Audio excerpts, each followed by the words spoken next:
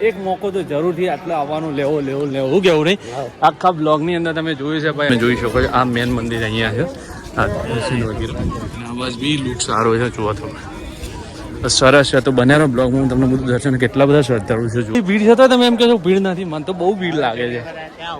હા ત્યાં તો કુમાર એવું કહે છે કે આજ ઓછી ભીડ છે એમ.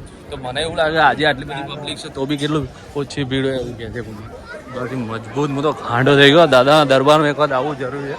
આગળનું ભાઈ જે ફોટામાં જે જોઈએ ને ગાય એનાથી પણ ભાઈ કંઈક અલગ જ નજારો છે ભાઈ અહીંયા તો જોવાનો.